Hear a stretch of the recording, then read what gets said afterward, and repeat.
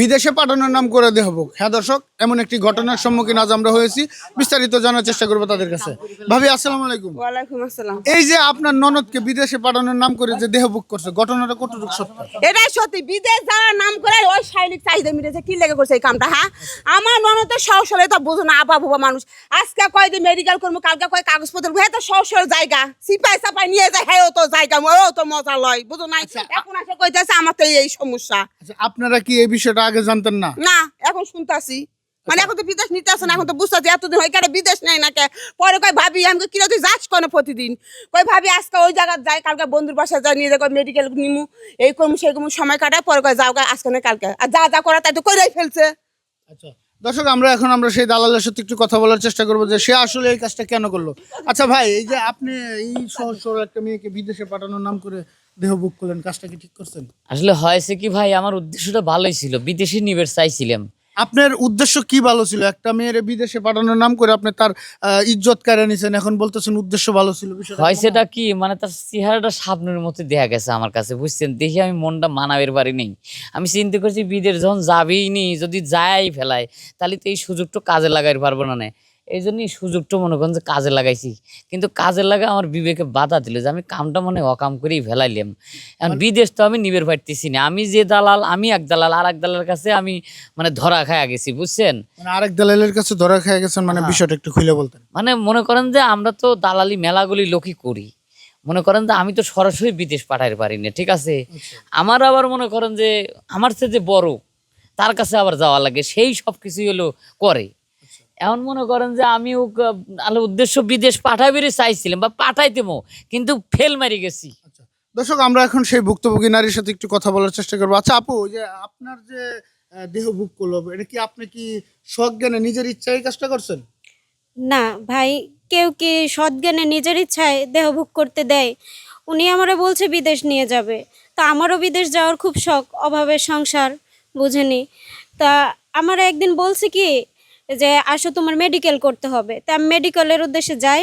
যাওয়ার পরে উনি এই খারাপ কাজটা আমাকে জোর করে করছে। তো আমি বলছি আপনি না বলছেন মেডিকেল করবেন, কয় এইটাই মেডিকেল।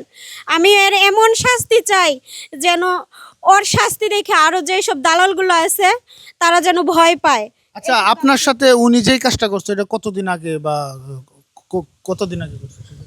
এই তো সপ্তাহখানিক আগে। সপ্তাহখানিক আগে সেই কাজটা করছে। এই কাজটা করার পর আপনি কি কারো কাছে এই কথাটা বলছেন বা? আমি আমার ভাই আর ভাবিরে জানাইছি। আচ্ছা আচ্ছা এসব কথা কি মানুষকে বলা যায়? আচ্ছা ভাই, এই যে আপনি তার মেডিকেল করার কথা বললে যে নিয়ে তার ইজ্জতটা আপনি কারণে নিলেন, এই কাজটা কি ঠিক করছেন? না, কাজটা ঠিক করিনি, এখন বুঝতেছি, কিন্তু তখন তো আবেগে মানে নেই ভাই। আমি চিন্তা করলাম মেডিকেলের কথা না করলে তো আমি কামটা করেও পারবো না, মেয়ে দিবিও না। তো আমার মনে করেন যে মেডিকেল কইছি, এডি মেডিকেল আমার সাথে মেডিকেল হয়ে গেলে পরে আমি যেটা কব সেইটাই। এই কথাটা আমি কইছি, মিথ্যে কথা। তার মানে আপনি বলতে চাইতেছেন যে মানে আপনি ভাবছেন এটা যে ওনার সাথে যদি আপনি একটা অনৈতিক কাজ করেন বা এই ধরনের একটা কাজ করেন, সে আপনার হাতে থাকবেই তো? হ্যাঁ হ্যাঁ হ্যাঁ, হাতে থাকবি, কিন্তু অন্যায় করে ফেলেছি, কিন্তু মিথ্যে কথা কবলাই যা করছি আমি মাফ চাই দিছি। আমার ভুল হয়ে গেছে। দর্শক, আমরা এখন একটু এই ভুক্তভোগী নারীর ভাইয়ের সাথে কথা বলার চেষ্টা করব। আসসালামু আলাইকুম ভাই। ওয়ালাইকুম সালাম। ভাই, এই যে আপনার বোনের সাথে যে এই কাজটা হয়েছে, এখন তো বিস্তারিত শুনলেন, এখন আপনার পদক্ষেপ কি, মানে কি করতে চাইতেছেন? ভাই, আমি হইলাম গ্রামের একজন মেহনতি মানুষ, অভাবী মানুষ। আমি আমার সংসার নিয়ে তাই সবসময় ব্যস্ত, কিন্তু আমার বোনের চাহিদা মিলাই, যা চাহিদা মিলানির মতো অর্থ আমার কাছে নাই। আমার বোন বিদেশ যাইব, ওই দালালের সাথে ইয়া করছে, করিয়া ওই দালাল নাকি নিয়া ওই তারে নষ্ট করছে। আচ্ছা, বুঝতে পারছি। এখন এখন কি আপনারা কি করতে চাচ্ছেন? এই দালালরে কি করবেন এখন আপনার কি বোন? করবো? দালাল ওরা বিয়ে করবো, ওরা কেন বিয়ে করবো ভাই?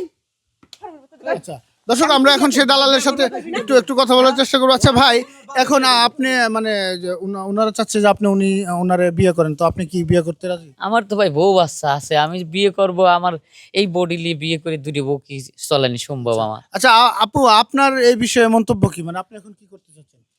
ভাই আমার তো সতীনের সংসার করার ইচ্ছে নাই। আমি চাই ওরে এমন একটা শাস্তি দেন যাতে ও জীবনে এসব কাজ করে সাহস না পায়, আর সবাই যেন ভয় পায়। দর্শক আসলে দেখতে পাচ্ছেন যে জায়গায় যে বিষয়টা ঘটছে যে আসলে দালাল এই মেয়েটা মূলত প্রতারণার শিকার হচ্ছে। তো বিষয়টা হচ্ছে এই ধরনের কাজ থেকে সবাই বিরত থাকবেন, এই ধরনের কাজ করা আসলে উচিত না। তো যাই হোক, ভিডিওটা শুধুমাত্র বিনোদনের ক্ষেত্রে বানানো হয়েছে, ভিডিওটা কেউ সিরিয়াসলি নেবেন না। আমাদের ভিডিওটা যদি ভালো লাগে লাইক কমেন্ট শেয়ার করে আমাদের পাশে থাকবেন। তো দেখা হচ্ছে পরবর্তী কোনো এক ভিডিও নিয়ে, ততক্ষণ ভালো থাকবেন, সুস্থ থাকবেন, আল্লাহ হাফেজ।